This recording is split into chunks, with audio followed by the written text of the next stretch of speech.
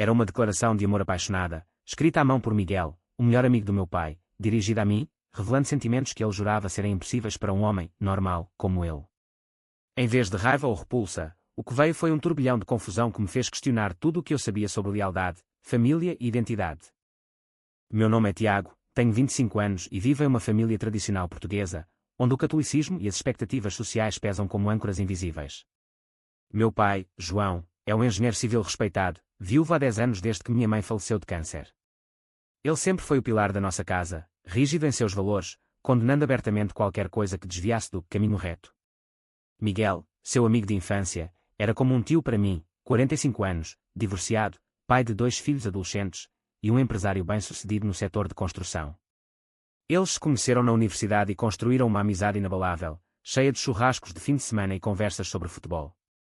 Eu cresci admirando Miguel, vendo nele o modelo de masculinidade que meu pai tanto elogiava, heterossexual convicto, católico praticante, sempre pronto para criticar as modernidades, como o casamento gay, que em Portugal é legal desde 2010, mas ainda divide opiniões em círculos conservadores como o nosso. Tudo começou há 6 meses, quando voltei de Coimbra, onde estudei literatura, para ajudar meu pai com a reforma da casa familiar no Bairro Alto. Eu sempre soube que era gay, mas mantive isso em segredo, temendo a rejeição. A sociedade portuguesa, apesar de progressista em leis, ainda carrega estigmas profundos em famílias como a minha, onde a homossexualidade é vista como uma fraqueza moral. Miguel aparecia com frequência para ajudar nas obras, trazendo ferramentas e histórias engraçadas. Nossas conversas eram leves no início, mas aos poucos, ele começou a me olhar de forma diferente, um toque prolongado no ombro, um comentário sobre minha sensibilidade poética, que soava mais como um elogio íntimo. Uma noite, após um jantar regado a vinho do Douro, meu pai adormeceu cedo, exausto do dia de trabalho. Miguel e eu ficamos na varanda, fumando cigarros e falando sobre a vida. Ele confessou sua insatisfação com o divórcio, dizendo que se sentia sozinho, que sua ex-mulher o acusava de ser emocionalmente distante. Eu, impulsionado pelo álcool, abri um pouco sobre minhas próprias lutas, sem revelar minha orientação, claro. Às vezes, a gente se apaixona por quem não devia, eu disse, pensando em um crush não correspondido da faculdade. Miguel ficou em silêncio por um momento, depois apertou minha mão e murmurou: "Eu entendo mais do que você imagina, Tiago." Seu olhar era intenso, carregado de algo que eu não conseguia decifrar. Naquele momento, senti um arrepio, mas atribuí ao frio da noite lisboeta. Os dias seguintes foram uma montanha-russa. Miguel começou a me mandar mensagens discretas, perguntando sobre meus livros favoritos, convidando-me para cafés, só nós dois. Eu respondi educadamente, mas uma semente de dúvida se plantou em mim. Será que ele estava flertando? Não, impossível, ele era o protótipo do homem hétero, que contava piadas homofóbicas com meu pai. Mas então veio o incidente no canteiro de obras. Estávamos pintando o quarto antigo da minha mãe quando ele derrubou uma lata de tinta acidentalmente. Ao me ajudar a limpar, suas mãos roçaram nas minhas de forma deliberada. "Desculpa, rapaz", ele disse, mas não se afastou. Meu coração acelerou, e eu me afastei bruscamente, fingindo rir. Naquela noite, sonhei com ele, um sonho confuso de proximidade que me deixou envergonhado ao acordar. A pressão familiar aumentava. Meu pai insistia para que eu arrumasse uma namorada, mencionando filhas de amigos. "Você precisa se assentar, Tiago. A vida não é só livros e sonhos." Eu me sentia sufocado, dividindo meu tempo entre a reforma e um emprego freelance como editor. Miguel, por sua vez, parecia cada vez mais conflituoso. Em uma conversa particular, ele admitiu que questionava sua própria identidade após o divórcio. "A sociedade nos molda, mas e se formos mais do que isso?" Suas palavras ecoavam minhas próprias dúvidas, mas eu não ousava responder honestamente. Então, veio a carta. Eu a encontrei enquanto organizava caixas velhas no sótão. Estava em um envelope sem selo, endereçado a mim. Nela, Miguel despejava seu coração: "Tiago, desde que você voltou, não consigo parar de pensar em você. Eu sempre me considerei hétero, mas você desperta algo em mim que eu neguei por anos. É errado, eu sei, sou amigo do seu pai, tenho filhos, uma reputação. Mas o amor não escolhe." Meu mundo parou. Como ele ousava? Isso era uma traição à amizade com meu pai, uma violação de confiança. Mas, no fundo, uma parte de mim se sentia lisonjeada, atraída pela vulnerabilidade dele. Decidi confrontá-lo. Marquei o encontro em um café discreto no Chiado. Ele chegou pálido, sabendo que eu havia lido. "Tiago, por favor, entenda. Eu lutei contra isso." Eu o encarei, furioso: "Você cruzou uma linha, Miguel." Meu pai confia em você como um irmão. Ele baixou a cabeça, lágrimas nos olhos. Eu sei o preço. Posso perder tudo, a amizade, minha família, minha imagem na sociedade conservadora de Lisboa. Mas em vez de recuar, ele implorou por uma chance de conversar mais. Eu saí dali atordoado, sem saber se o odiava ou se o compreendia. Aquela noite, deitei na cama pensando nas consequências. Se eu contasse ao meu pai, destruiria uma amizade de décadas. Se ignorasse, estaria traindo meus próprios sentimentos reprimidos. A sociedade portuguesa, com suas festas religiosas e tradições familiares, não perdoaria tal escândalo. Eu me sentia preso em uma teia de mentiras e desejos. O que fazer? Confrontar meu pai? Ignorar Miguel? Ou, pior, explorar esses sentimentos proibidos? Os dias após o confronto no café foram um inferno silencioso. Eu evitava Miguel nas visitas à casa, inventando desculpas para não participar das obras. Meu pai notou a tensão, perguntando: "O que é entre vocês dois? Parecem gatos e ratos." Eu sorri forçado, dizendo que era só cansaço. Mas por dentro, o conflito me consumia. Como um jovem gay em uma família tradicional, eu já lutava contra a culpa católica internalizada, a ideia de que minha orientação era um pecado. Agora, adicionar a isso um homem mais velho, amigo do meu pai, era como jogar gasolina no fogo.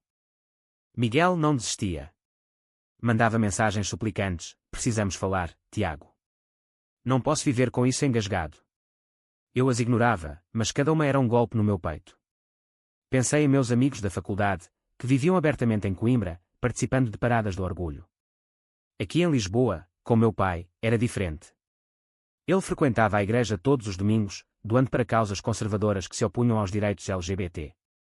Deus fez homem e mulher para se complementarem, ele dizia. Como eu poderia revelar não só minha sexualidade, mas um envolvimento potencial com seu melhor amigo? Uma semana depois, o inevitável aconteceu. Meu pai organizou um jantar para celebrar o avanço na reforma. Miguel veio, trazendo uma garrafa de vinho do Porto. A atmosfera era tensa, eu mal olhava para ele. Após o jantar, enquanto lavava a louça, Miguel se aproximou. "Tiago, por favor", sussurrou. Meu pai entrou na cozinha nesse momento, percebendo o sussurro. "O que está acontecendo aqui?" Sua voz era afiada. Miguel gaguejou uma desculpa, mas meu pai insistiu. Em pânico, eu disse: "Nada, pai. Só uma discussão sobre a pintura." Ele não acreditou, mas deixou passar. Naquela noite, sozinho no quarto, chorei pela primeira vez em anos. A pressão social em Portugal é sutil, mas esmagadora, vizinhos fofocando, familiares julgando. Eu me imaginava expulso de casa, perdendo o pouco de estabilidade que tinha. Mas ignorar meus sentimentos por Miguel era trair a mim mesmo. Ele representava tudo o que eu desejava: maturidade, compreensão, uma conexão profunda além do físico. Decidi dar uma chance. Marquei outro encontro, desta vez em um parque no Príncipe Real, conhecido por sua comunidade LGBT. Miguel chegou ansioso, vestindo uma camisa simples que destacava sua forma atlética. Sentamos em um banco, e ele abriu o jogo: "Eu me casei jovem por pressão familiar. Sempre senti atração por homens, mas reprimi. Você me fez enfrentar isso." Eu ouvi, coração disparado. "E seus filhos? Sua amizade com meu pai?" Ele suspirou: "Eles vão sofrer se souberem. Mas viver uma mentira é pior." Pela primeira vez, toquei sua mão, um gesto de solidariedade que enviou eletricidade pelo meu corpo. Nossa conversa se estendeu por horas, revelando camadas de dor. Miguel falou de sua infância em uma vila conservadora no Alentejo, onde ser gay era impensável. Eu compartilhei minhas noites insones, temendo a rejeição. Saímos dali com um pacto secreto: explorar esses sentimentos devagar, sem pressa. Mas o risco era imenso: se descobertos, seria um escândalo. Os encontros clandestinos começaram. Cafés escondidos, passeios noturnos pelo Tejo. Cada momento era carregado de tensão, misturando excitação e medo. Miguel se tornava mais vulnerável, admitindo que traía sua própria identidade por anos. Eu, por minha vez, questionava a ética: era certo me envolver com o amigo do meu pai? A sociedade nos via como aberrações: ele, um homem respeitável, caindo em pecado; eu, o filho desviado. Então veio a primeira traição. Meu pai encontrou uma mensagem no meu celular, que eu esqueci na mesa. Era de Miguel: "Sinto sua falta." Ele me confrontou: "Quem é essa pessoa? Por que mensagens assim?" Eu menti, dizendo que era um amigo da faculdade. Mas a semente da dúvida foi plantada. Meu pai começou a vigiar, convidando Miguel menos. A culpa me corroía, eu estava traindo a confiança dele. Miguel, sentindo a pressão, sugeriu pausar. Não quero destruir sua família. Mas eu insisti, viciado na conexão. Uma noite, em um hotel discreto no Estoril, conversamos até o amanhecer sobre o futuro. Se formos descobertos, perco meus filhos, ele disse. Eu respondi, e eu perco meu pai. O preço era alto, mas o desejo de autenticidade nos impulsionava. A tensão escalava. Rumores começaram na vizinhança, alguém nos viu juntos. Meu pai questionava abertamente, você está escondendo algo, Tiago? Eu negava, mas o cerco se fechava. Em uma discussão acalorada com Miguel, eu o acusei de covardia, você quer isso, mas não assume. Ele rebateu, e você? Vive no armário por medo. Aquela briga nos deixou machucados, questionando se valia a pena. A briga com Miguel me deixou em pedaços, mas também me forçou a refletir sobre minhas escolhas. Eu havia cruzado uma linha moral, traindo não só meu pai, mas meus próprios valores. Em Portugal, onde a família é sagrada, isso era imperdoável. Decidi confrontar minha sexualidade sozinho, marcando uma terapia em uma clínica LGBT em Lisboa. A terapeuta, uma mulher empática, me ajudou a desatar nós. A repressão social cria monstros internos. Você precisa escolher sua verdade, mas com responsabilidade. Enquanto isso, Miguel lidava com suas próprias demonios. Seus filhos, adolescentes curiosos, questionavam suas ausências frequentes. Sua ex-mulher, suspeitando de algo, ameaçava brigar pela custódia. Eu posso perder tudo por causa de um capricho tardio, ele me disse em uma ligação chorosa. Eu o consolei, mas por dentro, duvidava, era amor ou mera atração proibida. Meu pai, cada vez mais desconfiado, me pressionava para endireitar a vida. Ele arranjou um encontro às cegas com a filha de um colega, Ana, uma professora simpática. Eu fui, por obrigação, mas minha mente estava em Miguel. Durante o jantar, Ana percebeu minha distração, você parece carregando o mundo nas costas. Eu sorri tristemente, pensando no quanto desejava ser honesto. O clímax veio em uma festa familiar no Natal. Toda a família reunida na casa de Lisboa, com presépios e bacalhau. Miguel foi convidado, mas a tensão era palpável. Meu pai, bebendo mais do que o usual, começou a falar sobre valores tradicionais. Hoje em dia, as pessoas confundem liberdade com depravação, ele disse, olhando para mim. Miguel interveio, João, o mundo muda. Devemos respeitar diferenças. Meu pai riu sarcástico, você, defendendo isso. Sempre foste o mais conservador. Após a festa, Miguel e eu nos encontramos no jardim. Não aguento mais esconder, ele disse. Eu concordei, e em um momento impulsivo, nos beijamos pela primeira vez, um beijo breve, cheio de desespero. Mas meu primo nos viu da janela. No dia seguinte, o escândalo explodiu. Meu pai me chamou ao escritório, é verdade. Você e Miguel. Seu rosto era uma máscara de fúria e dor. Eu admiti, lágrimas rolando. Pai, eu sou gay. E Miguel? Ele sente o mesmo. Ele se levantou, tremendo, você me traiu. Ele era meu irmão. Miguel chegou momentos depois, chamado por ele. A confrontação foi brutal. Meu pai acusou Miguel de abuso de confiança, você usou minha casa para isso. Seus filhos sabem. Miguel, cabisbaixo, respondeu, João, eu lutei.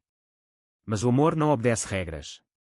Meu pai o expulsou, gritando, saia da minha vida. Eu fiquei, enfrentando a ira sozinho. Como você pôde, Tiago? Na nossa família. Ele chorou, revelando sua própria luta, sua mãe e eu sonhávamos com netos, uma vida normal.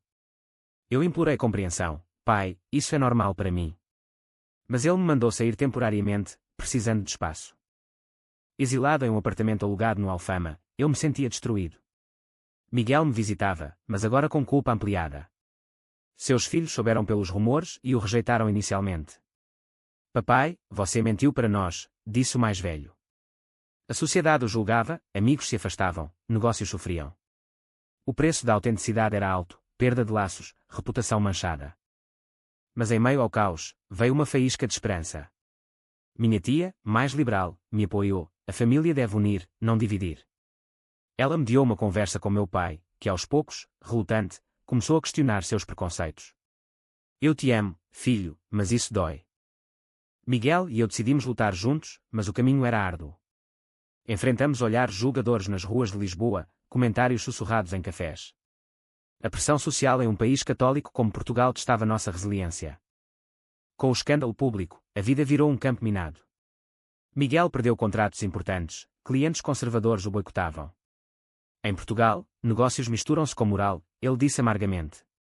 Seus filhos, após o choque inicial, começaram a aceitar, mas com reservas. Pai, porque não nos contou antes? A ex-mulher usou isso na corte, complicando a custódia. Eu, desempregado agora, lutava contra a depressão. Amigos da faculdade me apoiavam via chamadas, mas em Lisboa, eu me sentia isolado. Meu pai, em terapia forçada por minha tia, ligava esporadicamente. Estou tentando entender, Tiago. Suas palavras eram um bálsamo, mas a ferida era profunda. Miguel e eu nos encontrávamos em segredo novamente, mas agora com propósito, planejar um futuro. Devemos nos assumir publicamente, eu perguntei. Ele hesitou. O custo é alto, mas a liberdade vale. Decidimos participar de um evento LGBT no Arco-Íris, em Lisboa. Lá, entre bandeiras e discursos, nos sentimos parte de algo maior. Mas um repórter local nos reconheceu, e a história virou notícia. Amizade vira romance proibido em família tradicional. A repercussão foi intensa. Meu pai recebeu chamadas de parentes distantes, condenando-o por falhar na educação. Ele me confrontou novamente. Você expôs nossa família. Eu rebati. Pai, esconder é pior. A sociedade precisa mudar. Aquela discussão nos levou a um ponto de ruptura, mas também de honestidade. Ele admitiu. Eu tenho medo do que as pessoas pensam, mas mais medo de te perder. Miguel enfrentou uma traição maior. Um antigo sócio o delatou para autoridades fiscais, usando o escândalo como distração. É vingança homofóbica, ele disse. Perdemos noites em batalhas legais, o estresse nos desgastando. Em uma crise, Miguel questionou tudo. Valeu a pena, Tiago? Destruímos vidas. Eu o abracei. Sim, porque agora somos reais. Veio devagar. Meus amigos organizaram um grupo de apoio, compartilhando histórias semelhantes. Em Portugal, apesar dos avanços, o preconceito persiste em camadas sociais. Nós nos tornamos ativistas involuntários, falando em fóruns sobre repressão interna. Meu pai, aos poucos, se aproximou. Em um almoço tenso, ele disse: Miguel era meu amigo. Você o roubou. Mas então, surpreendentemente, mas se ele te faz feliz? Eu tento aceitar. Era um passo pequeno, mas monumental.